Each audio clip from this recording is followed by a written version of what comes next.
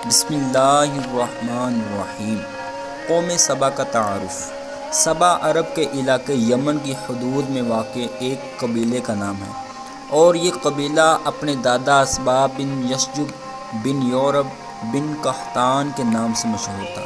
حضرت عبداللہ بن عباس رضی اللہ تعالی عنہما فرماتے ہیں، رسول اللہ صلی اللہ تعالی علیہ وآلہ وسلم سے سوال کیا گیا کہ سبا کسی مرد کا نام ہے یا عورت کا یا کسی سرزمین کا نام ہے؟